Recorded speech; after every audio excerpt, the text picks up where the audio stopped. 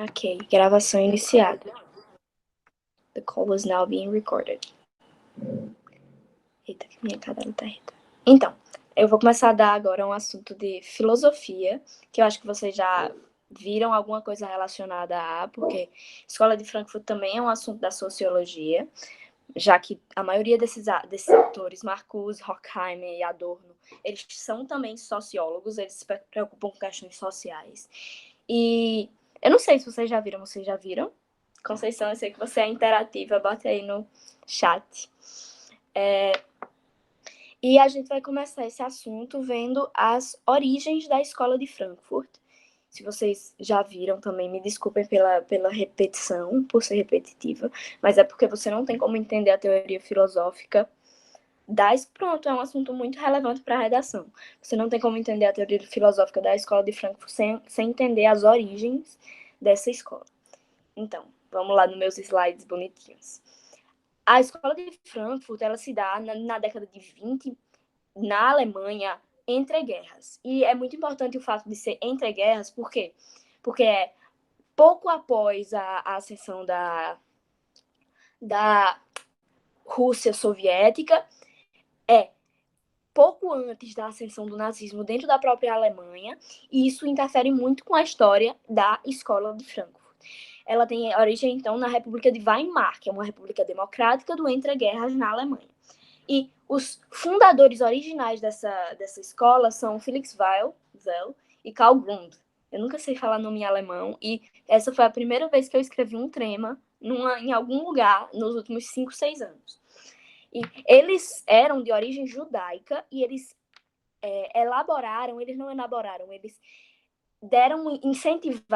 eles começaram um simpósio sobre marxismo na escola que era de Frankfurt, na Universidade de Frankfurt, onde se desenvolveu essa corrente teórica.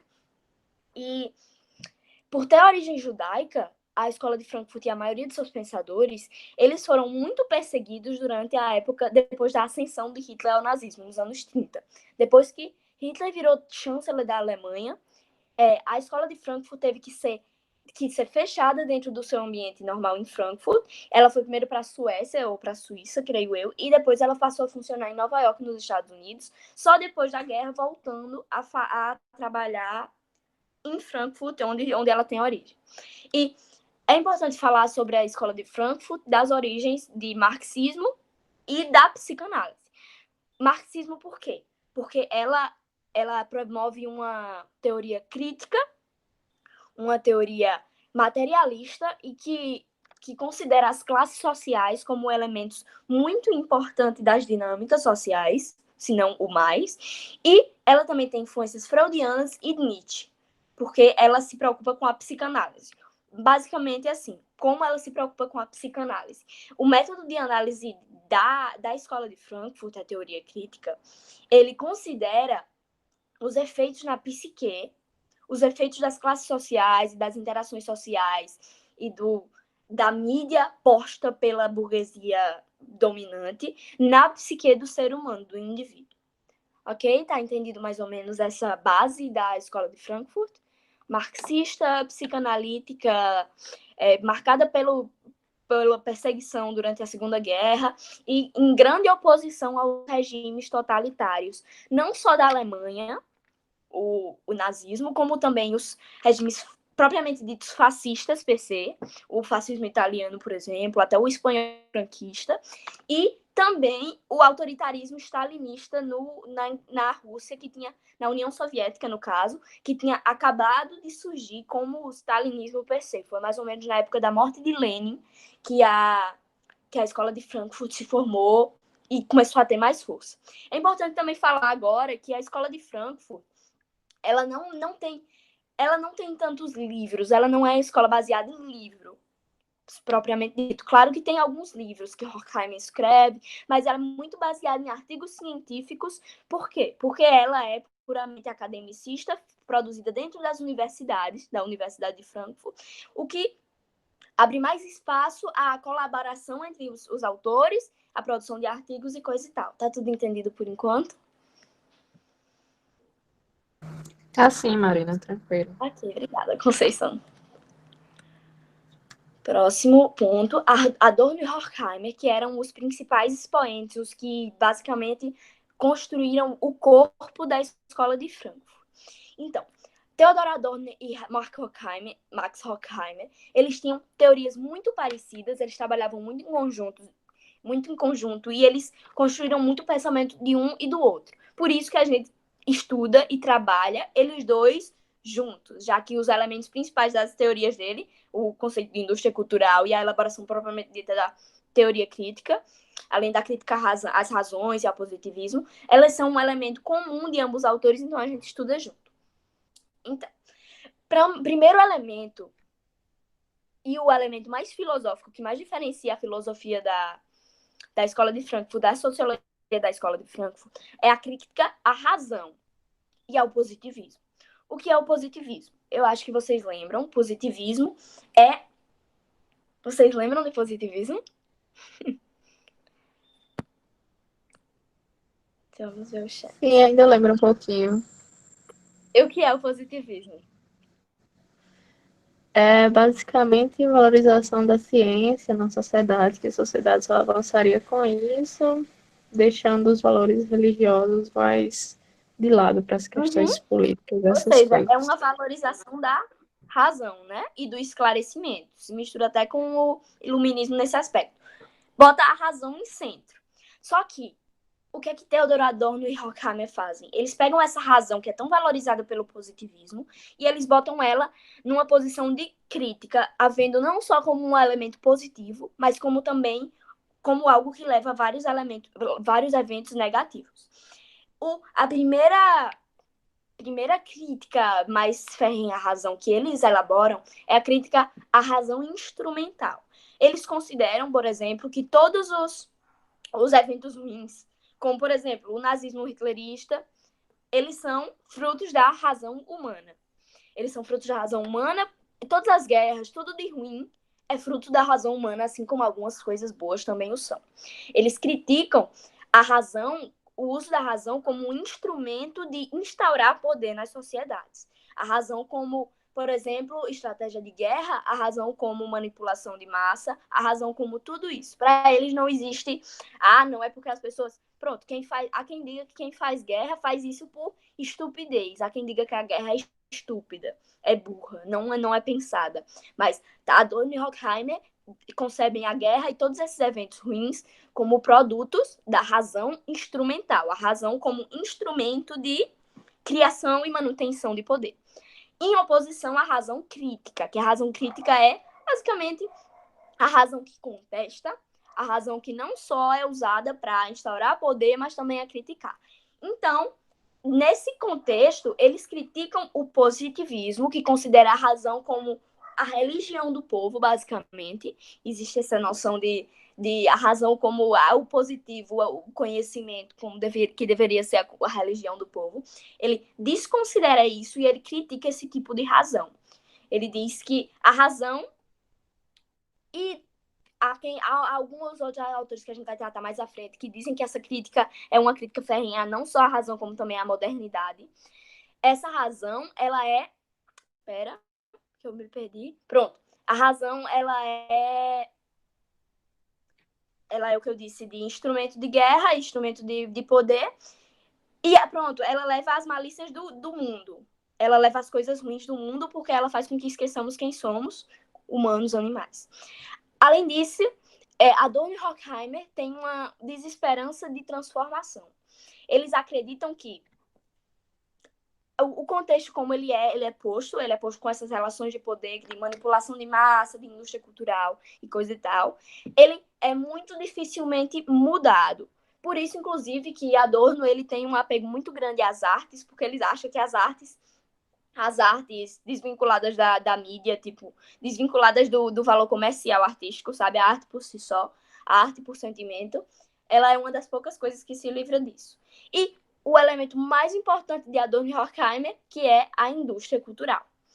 A noção de indústria cultural criada por eles é basicamente como compreende os elementos de entretenimento, propaganda, música, filmes. Basicamente, eles afirmam que essa indústria cultural, indústria de propaganda, indústria de elementos culturais, música, filmes, tudo que a gente consome no nosso dia a dia, que a gente escuta brega funk ou Caetano Veloso, tudo isso na concepção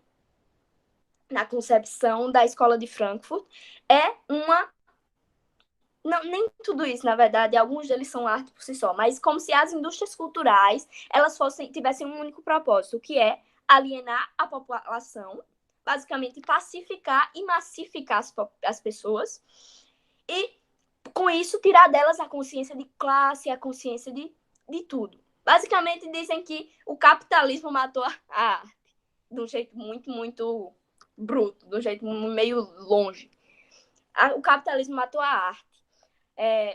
A massificação de pessoas ela é feita por quê? Porque é muito mais fácil você tirar a consciência de classe de uma pessoa que não tem, de uma pessoa que se identifica com o seu conjunto, uma pessoa que está satisfeita como está. E Adorno dizia até que era a produção de série de elementos culturais. Do mesmo jeito que se produz uma camisa, hoje em dia se produz um filme, se produz uma música. E isso, teoricamente, desnatura o objetivo da cultura, que é causar identificação entre as pessoas e das pessoas com seus ambientes. As práticas culturais tradicionais, como, sei lá, maracatu, por exemplo, elas perdem seu lugar para outras práticas como forró universitário e coisa e tal. Isso é uma crítica da escola de Frankfurt. Vocês estão entendendo? Sim, tá tranquilo. Tá tranquilo? Então, e o que é a teoria... Edivaldo, olha, Edivaldo. A teoria estética. A teoria estética é o que eu disse sobre... Edivaldo foi-se embora. Desculpa, Edivaldo. A teoria estética é o que eu disse que Adorno dizia que a arte por si só... Edivaldo voltou. Bem-vindo de volta, Edivaldo. A arte por si só, apesar de existir uma cultura de massa, ela existe. A arte, pelo que ela é. E essa estética, essa arte, ela daria consolo às pessoas, já que o mundo não pode mudar. Não existe realmente reforma social ou mudança social, já que as pessoas estão mantidas nesse estado de dormência devido à manipulação de massas. Existem alguns autores também fora da escola de Frankfurt e anteriores à escola de Frankfurt que falam também sobre como a manipulação de massa existe. Só que eles não tinham necessariamente visões marxistas, eles não diziam que isso era uma questão econômica, era somente uma questão de poder, entendeu? Esse poder é econômico. Então, outra coisa, mas a coisa mais importante de Marx de Horkheimer e Adorno é a teoria crítica. Por que a teoria crítica? Porque a teoria crítica é a abordagem teórica de todos os pensadores da escola de Frankfurt. A teoria crítica é a abordagem que eu falei que junta marxismo e psicanálise. Há quem diga que ela foi criada como teoria crítica para se desvincular a escola de Frankfurt do movimento marxista. Por quê? Porque a escola de Frankfurt, ela não era marxista de partido, ela não era partidária, ela não tinha vinculações com o Partido Comunista Alemão, ela não tinha vinculações com nada. Ela só tinha uma base teórica em Marx, mas era crítica até dos regimes socialistas. Então, essa abordagem teórica, há quem diga que é só para se desvincular do nome marxismo. E por que é a junção da marxismo e psicanálise? Porque eu disse que considera elementos da psique humana como parte importante das relações de poder de classes. Além disso, a teoria crítica critica o caráter cientificista das ciências humanas, que é basicamente um elemento do positivismo que eu falei, que é criticado por Marx e por Horkheimer e Adorno. Por que ele critica esse caráter cientificista? Porque o cientificismo das ciências humanas tira a subjetividade do homem. E a subjetividade do homem, como por exemplo a cultura, que é uma subjetividade, ela é essencial para o entendimento completo do homem. Além disso, a teoria crítica critica muito a fragmentação da ciência em setores, porque considera que você só entende uma sociedade se você alimenta.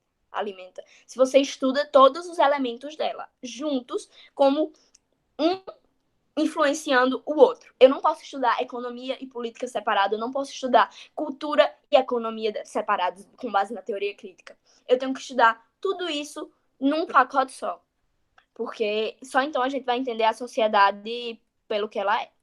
E essa basicamente é a base de Adorno e Horkheimer. Criticam a massificação da cultura, como isso, tendo isso como um modo de manipular as massas, criam a noção de indústria cultural, que é essa indústria de produção em massa de elementos culturais, e eles são os que elaboram a teoria crítica, que é o modo de pensar da escola de Frankfurt. Tá tudo entendido? Acho que tá, então eu vou passar. Se não tiver, por favor, bota no chat. Walter Benjamin. Walter. Deve ser Walter, porque o V alemão é V. Walter Benjamin. Ele diferenciava um pouco da visão de Adorno e Horkheimer. Por quê? Porque ele não via essa banalização dos objetos culturais, como, por exemplo, música e filmes, como uma coisa necessariamente ruim. Ele percebia que sim, isso era usado como meio das classes dominantes de pacificar e apaziguar as dominadas. Mas ele também via o lado positivo dessa democratização, dessa acessibilidade dos objetos culturais. Inclusive, a escola de Frankfurt teria sido um ótimo assunto de se tratar quando você estava falando do assunto do tema do Enem do ano passado, eu acho, que era democratização do cinema, né? Acesso ao cinema, porque Walter Benjamin considerava essa acessibilidade como também boa. Ele acreditava que a arte era uma maneira de politizar as massas, de fazê-las conscientes em relação à sua própria situação no mundo. Então, por isso que ele é considerado ele tem uma visão positiva. Ao invés de Adorno e de Horkheimer, que consideravam que essa situação do universo, do universo da sociedade de dominantes e dominados e a massa, a indústria cultural que produz produtos massificados, ele acreditava que não, que existe como mudar essa realidade e existe como achar nessa realidade objetos culturais positivos que levem à politização das massas. Por exemplo, tem um documentário que eu recomendo a todo mundo, que é Cabra Marcado para Morrer, que é um documentário que trata das ligas camponesas no interior da Paraíba. Da Paraíba, não só da Paraíba, eu acho que também de Pernambuco. E esse documentário ele foi proibido de ser gravado durante a ditadura militar. Ele começou antes da ditadura militar e ele foi proibido de ser gravado durante a ditadura militar. Depois que foi redemocratizado o Brasil, ele voltou a ser gravado e ele foi liberado. Eu acho um dos melhores documentários que eu já assisti e eu recomendo a todo mundo. Então, esse documentário que trata sobre a realidade das ligas camponesas, da perseguição e de como esse pessoal era morto pelos latifundiários, ou não, né? Mas como muitos deles foram mortos pelos latifundiários, isso serviria como um elemento de politização das massas. Ele não é só um objeto cultural. Mas, mesmo assim, a gente tem que considerar que objetos culturais hoje em dia são considerados baseados no quanto eles vão vender ou não. Filmes de super-herói, eles só são produzidos se eles forem vender e serem rentáveis, não porque eles são arte, não porque eles são bons. Não que eu não goste, eu adoro, mas... Marcuse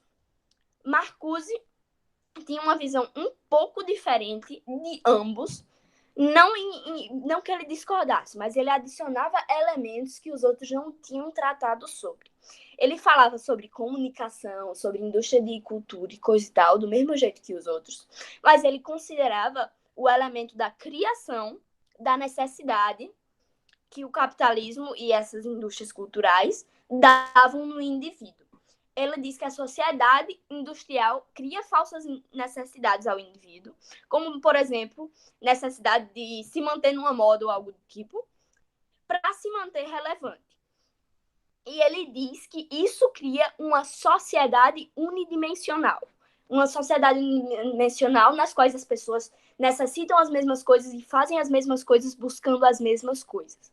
Perde-se um pouco a subjetividade em detrimento do ideal de consumo, dos produtos que a gente consome, a gente vira as mesmas pessoas ou muito parecidas. Ele diz que a comunicação de massa e a cultura, eles são reproduções do sistema que existe. Eles não criam nada novo, eles só reproduzem o status quo, a realidade como ela é. E isso é uma teoria pegada já de Marx, porque Marx já definia as estruturas como os sistemas econômicos e as superestruturas como as coisas que corroboram com esse sistema econômico. Como, por exemplo, Pronto, o sistema econômico capitalista, ele tem as superestruturas, por exemplo, a religião, alguns filósofos diriam. A religião, a sociedade democrática, a democracia liberal que a gente tem é uma superestrutura do modelo capitalista e coisa e tal. Herbert Marcuse, ele fala também sobre o ideal da felicidade. Marcuse, ele tem uma ideia um pouco freudiana, eles têm uma ideia muito parecida de felicidade, eles têm, parecida não, mas Marcuse se baseia em Freud. O ideal de felicidade dele, ele diz que o sistema capitalista cria em nós um ideal de felicidade a ser reproduzido por todos. A gente basicamente, pronto, por exemplo, o American Dream, o sonho de vida americano. O sonho americano dos anos 40, 50, ou era 20? 20. De ter um carro, uma casa com 2 andares, um micro-ondas, uma esposa botando seu prato na sua mesa. Isso é um ideal de felicidade criado pela mídia. Ele não é um ideal de felicidade individual. Ele também dizia que o controle era feito, essa indústria de massa, ela elaborava, ela criava, ela dava origem a um controle social. E ela não só dava origem a isso, como esse era o propósito dela. O propósito dela era levar à massificação dos indivíduos e a reprodução do sistema que já existia. Tá tudo entendido? Marina, repete essa última parte de controle social, por favor. Ok, repito. Então, Marcuse dizia que as mídias sociais, a sociedade industrial, baseado em sua produção, em sua propaganda, em sua... Pronto, na criação de falsas necessidades que eu falei que existia antes, a necessidade de ter uma roupa na moda, um celular, que são necessidades que não são físicas, que não são intrínsecas a nós, são prazeres teoricamente supérfluos, mas que são considerados necessidades baseadas na sociedade industrial. Segundo Marcuse, tudo isso existe para criar e para permitir o controle social. Ele diz que, pronto, basicamente, ele tem uma frase que diz que o proletariado é menos agente de transformação social. É o grupo social que é o menor agente de transformação social. Por quê? Porque ele é controlado pelas mídias para querer ser o grupo superior. Ele não quer transformar o mundo. Ele está controlado devido a essas influências da sociedade capitalista a querer ser melhor para ele. Não que eu julgue, não que ninguém julgue, mas é o que é a realidade. Basicamente, o oprimido quer ser o opressor. O pobre quer ser o rico. Ele não quer destruir a sociedade porque ele é pobre. Ele quer subir na sociedade. E isso é uma sociedade controlada. Ninguém quer quebrar o sistema. Todo mundo quer fazer melhor para si. E segundo Marcuse, esse controle social, ele é um produto da indústria cultural. Entendeu? Ou ainda não? Sim, agora sim, tá de boa. Tá de boa mesmo? Promete? Prometo, tá ótimo. Aqui. Então, essa é a noção de Marcuse, é de falsas necessidades de sociedade unidimensional e do ideal da felicidade criado pela sociedade capitalista. E por final, que eu vou tratar, é uma aula rapidinha essa, ela é só de ideias por cima, mas depois eu vou voltar em Adorno e Horkheimer para focar em indústria cultural mais, é porque eu não sabia se eu ia ter tempo, já que só tem mais 10 minutos. Por final, eu vou tratar de Habermas, que ele teoricamente não era o assunto que eu ia dar, mas ele é um expoente da escola de Frankfurt, ele até hoje é vivo, e ele é um dos mais, ele é uma dessas pessoas que focam mais no aspecto filosófico da escola de Frankfurt. Por que Habermas foca nisso? Porque Habermas foca na razão. Na razão como elemento principal do estudo dele. Para ele, a crítica de Horkheimer e de Adorno, a razão, ela é muito perigosa porque ela leva à crítica da modernidade por um todo.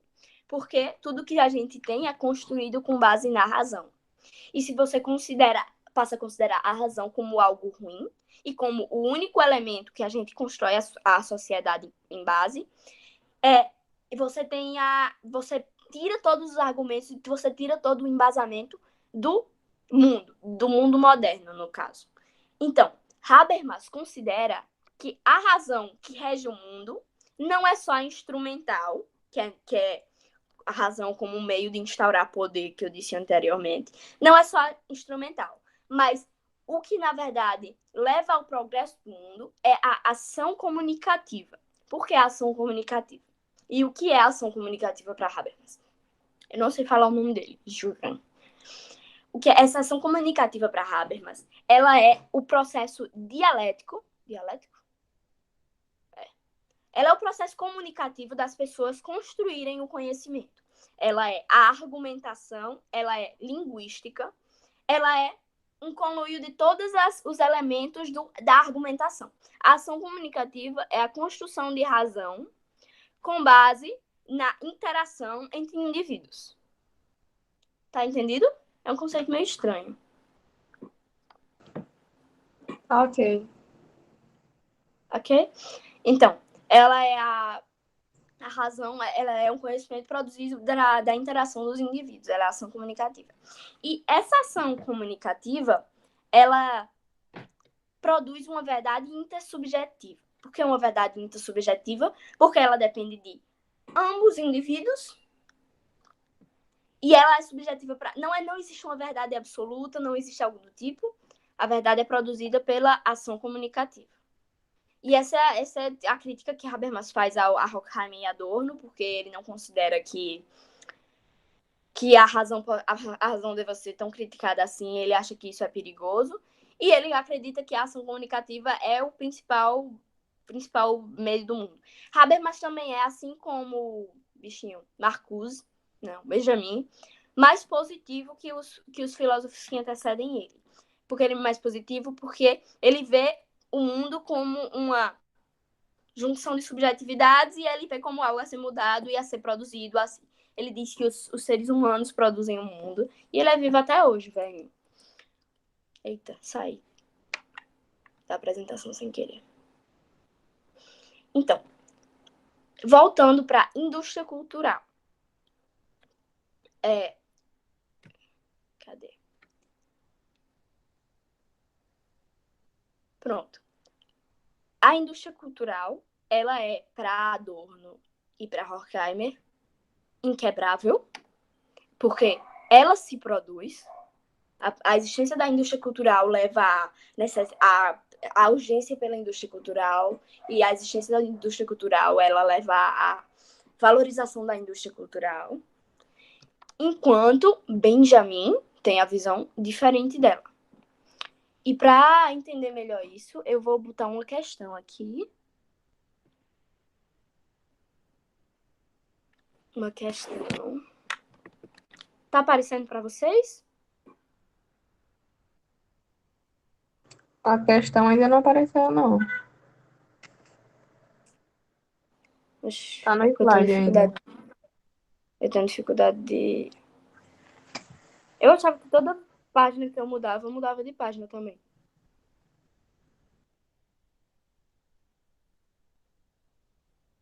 Não muda, não.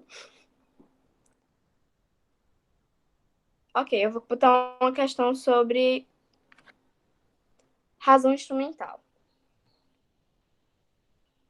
E eu não sei se... Eu enviei para vocês a ficha, tá enviada no grupo.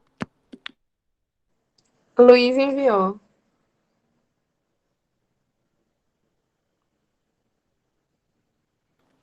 A ficha da aula.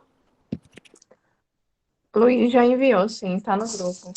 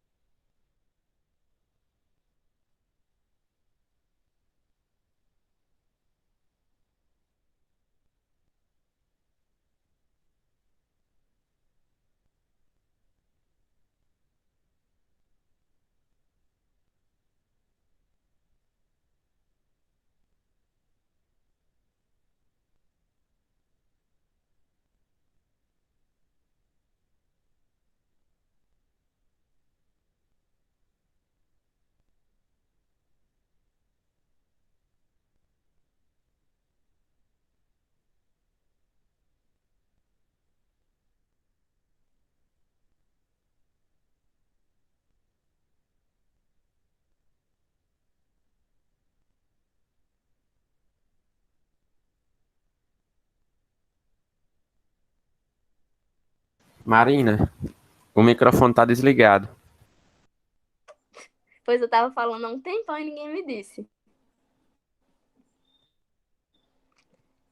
Então, eu não sei se vocês tiveram a oportunidade de ler essa questão 6 que eu tava tratando sobre. Eu tava tratando só no meu universo da minha cabeça, né? Porque eu tava falando com o vento. E essa questão, ela trata da razão instrumental que Adorno e Horkheimer criticam tanto. Ela trata da razão como modo de instaurar relações de poder. E ela diz que isso não se dá só para homens, como também para o iluminista e a natureza, basicamente. O cientista e a natureza, que vê a natureza como um elemento a ser dominado. Então, tem esse texto aí que eu li todinho, mas eu não vou ler de novo, senão não vai dar tempo de eu acabar antes das 4h40. E a razão iluminista, em Adorno e Horkheimer, proporcionou ao homem a saída da menoridade da qual ele era culpado e permitiu o pleno uso da razão, dispensado a necessidade de tutores para guiar suas ações. Está certo? Não, né? Tem nada a ver. Nada a ver. O procedimento eficaz, aplicado segundo as regras da calculabilidade da utilidade, está desvinculado da esfera das relações humanas, pois sua lógica se restringe aos objetos da natureza. Também não. Nada a ver. A racionalidade instrumental gera de forma equânime conforto e bem-estar para as pessoas na esfera privada e confere um maior grau de liberdade na esfera social. Também O que tu não, né? acha?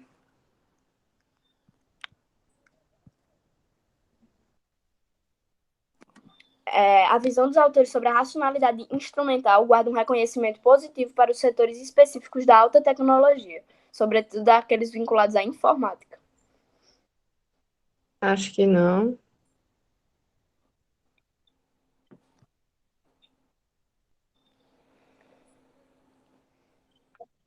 Nada a ver também. Então, contrariando a tese do projeto iluminista que opõe mito e iluminismo, os autores entendem que há uma dialética entre essas duas dimensões, que resulta no domínio perpetrado pela razão instrumental. Isso mesmo. Isso mesmo. Por quê? Porque ele não.